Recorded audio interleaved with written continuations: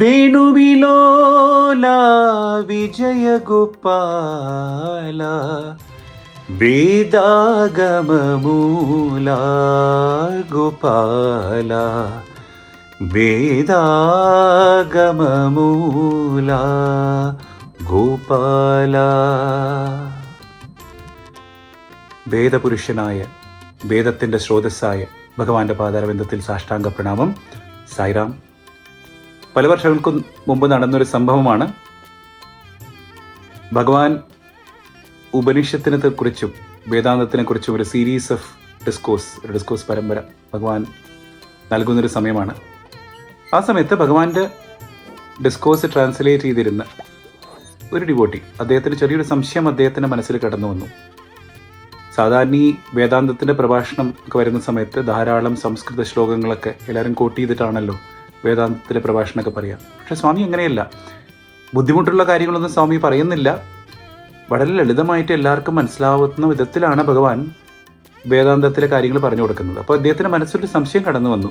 ശരിക്കും ഭഗവാൻ പറയുന്നത് ഈ വേദാന്തം തന്നെയാണോ അല്ലയോ എന്നുള്ളൊരു സംശയം അദ്ദേഹത്തിൻ്റെ മനസ്സിലിങ്ങനെ കടന്നു വരികയാണ്. അപ്പോൾ അദ്ദേഹം എന്ത് ചെയ്തു എന്ന് വെച്ച് കഴിഞ്ഞാൽ പ്രശാന്തിൽ തന്നെയുള്ള ഒരു വേദപണ്ഡിതൻ്റെ അടുത്ത് പോയി ഇങ്ങനെ ചോദിക്കുകയാണ്, സർ, ഒരു സംശയം എൻ്റെ മനസ്സിൽ ഇങ്ങനെ കടന്നു വന്നിട്ടുണ്ട്, ശരിക്കും ഭഗവാൻ പറയുന്നത് വേദാന്തം തന്നെയാണോ എന്ന് ചോദിക്കുമ്പോൾ ആ വേദപണ്ഡിതൻ പറയാണ്, ഭഗവാൻ പറയുന്നത് വേദാന്ത തത്വമാണ്, സൂക്ഷ്മമായിട്ടുള്ള വേദാന്ത തത്വങ്ങളാണ്, പക്ഷെ നമ്മൾക്ക് വേണ്ടി ഭഗവാൻ അത് വളരെ ലളിതമാക്കി തരികയാണ് എന്ന് അദ്ദേഹം പറയുണ്ടായി. അപ്പോൾ അടുത്ത ദിവസം ഈ ഏതൊരു ബോട്ടിക്കാണോ സംശയം വന്നത് അദ്ദേഹം പിന്നെയും ഭഗവാന്റെ ഡിസ്കോസിങ്ങിനെ ട്രാൻസ്ലേറ്റ് ചെയ്യാണ്. അപ്പോൾ ഭഗവാന്റെ പ്രഭാഷണത്തിൽ ഒരു സംസ്കൃതവും തെലുങ്കും ചേർന്നിട്ടൊരു പദം ഉപയോഗിക്കുകയാണ്. ആ പദം ഇതാണ്, ദ്വിപഭുക്ത കപിത്തബലമുലേ. ദ്വിപഭുക്ത കപിത്തബലമുലേ.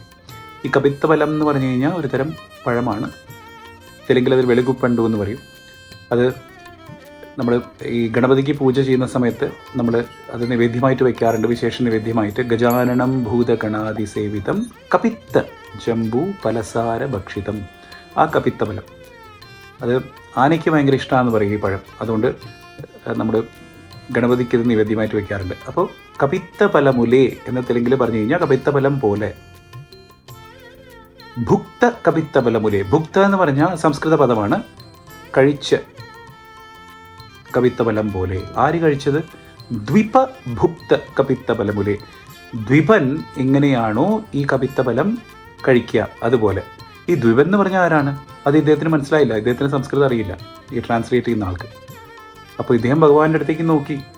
ഭഗവാൻ പിന്നെയും ദ്വിപഭുക്ത കപിത്തബലമുലേ എന്ന് തന്നെ പറഞ്ഞു.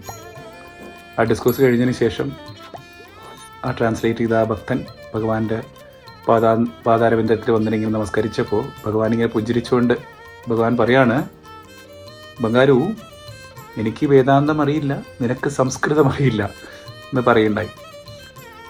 അപ്പോൾ ഇദ്ദേഹം പറഞ്ഞു, അയ്യോ സ്വാമി, എനിക്ക് തെറ്റിപ്പോയതാ സ്വാമി എന്ന് പറഞ്ഞപ്പോൾ ഭഗവാൻ പറഞ്ഞു, ബംഗാരു സാരമില്ല. അപ്പോൾ ഭഗവാന്റെ അടുത്ത് ചോദിക്കുകയാണ്, ഈ ദ്വിപഭുക്ത കപിത്തബലമുലേ എന്ന് പറഞ്ഞ അർത്ഥം എന്താണ്? ദ്വിപൻ എന്ന് പറഞ്ഞാൽ ആരാണ്? അപ്പോൾ ഭഗവാൻ പറഞ്ഞു കൊടുക്കുകയാണ്, പാ എന്ന് പറയുന്നത് നമ്മൾ കുടിക്കുക എന്ന് പറയില്ലേ, കുടിക്കുന്നതിൻ്റെ റൂട്ട് വേർഡാണ് ഈ പാ എന്നുള്ളത് സംസ്കൃതത്തിൽ. അപ്പോൾ ദ്വിപ എന്ന് പറഞ്ഞാൽ ആരാണോ 2 തവണ കുടിക്കുന്ന ആള്.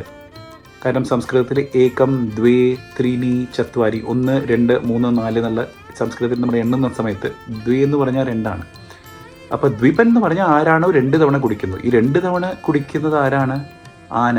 കാരണം ആലോചിച്ച് നോക്കൂ, ആന ആദ്യം വെള്ളം കുടിക്കുന്ന സമയത്ത് ആദ്യം ആന അതിൻ്റെ തുമ്പിക്ക കൊണ്ട് വെള്ളം ഇങ്ങനെ കുടിക്കും, രണ്ടാമത് അതിൻ്റെ വായ കൊണ്ട് കുടിക്കും. അപ്പോൾ 2 തവണ അത് വെള്ളം കുടിക്കുന്നുണ്ട്. അതുകൊണ്ട് ആനയ്ക്ക് ദ്വിപൻ എന്നും പേരുണ്ട്. അപ്പോൾ ഈ ആന കഴിച്ച കപിത്തബലം പോലെ, ഈ ആന കപിത്തബലം കഴിച്ചു കഴിഞ്ഞാൽ എന്താണ് പ്രത്യേകത? ഇതിലാണ് ഭഗവാന്റെ വളരെ മനോഹരമായിട്ടുള്ള മെസ്സേജ് ഭഗവാൻ കൊടുക്കുകയാണ്. ഭഗവാൻ പറയുന്നത്, ഈ മഹാന്മാരെ ലോകത്തിൽ എങ്ങനെയാണ് ജീവിക്കുക, അതുകൊണ്ട് നമ്മളെങ്ങനെയാണ് ലോകത്തിൽ ജീവിക്കേണ്ടത് എന്നുള്ള പാഠം ഭഗവാൻ തരികയാണ്. ഈ ആന ഈ കപിത്തബലം കഴിക്കുന്ന സമയത്ത് എന്ത് പറ്റുമെന്ന് വെച്ച് കഴിഞ്ഞാൽ, അതിൻ്റെ ആനയുടെ ആ മലത്തിൽ ഈ കപിത്തബലം പുറത്ത് പോകുന്ന സമയത്ത് ആ ഫലം അങ്ങനെ തന്നെ ഫുള്ളായിട്ട് തന്നെ ഉണ്ടാവുന്നു. പക്ഷെ അത് പൊളിച്ച് നോക്കിക്കഴിഞ്ഞാൽ അതിലുള്ള രസം മുഴുവൻ, അതിലുള്ള സാരം മുഴുവൻ ഇത് ആന ഉറിഞ്ഞെടുത്തിട്ടുണ്ടാവുന്നു. അങ്ങനെ ഉറിഞ്ഞെടുക്കാനുള്ളൊരു ഒരു കേപ്പബിലിറ്റി, ഒരു ശക്തി ആനയ്ക്കുണ്ട്.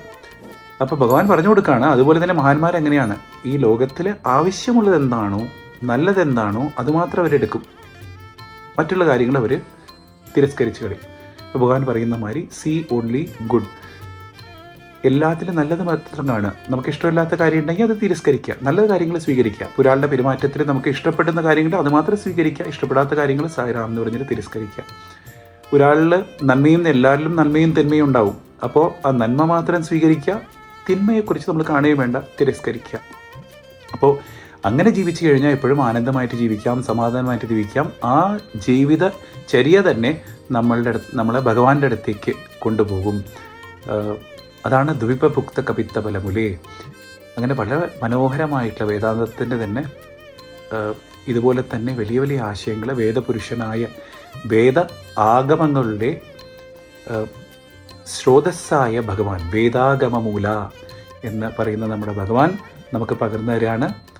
ആ ആശയങ്ങൾ മുഴുവൻ ഭഗവാന്റെ വാക്കുകളിൽ, ഭഗവാൻ പറയുന്ന ആശയങ്ങൾ മുഴുവൻ നമുക്ക് ഗ്രഹിക്കാൻ പറ്റട്ടെ. ആ വാക്കുകൾ മുഴുവൻ നമ്മുടെ ജീവിതത്തിൽ പ്രാബല്യത്തിൽ കൊണ്ടുവരാൻ പറ്റട്ടെ എന്ന് പ്രാർത്ഥിച്ചുകൊണ്ട് പറഞ്ഞ വാക്കുകൾ മുഴുവൻ ഭഗവാന്റെ പാതാരബന്ധത്തിൽ സമർപ്പിക്കുകയാണ്.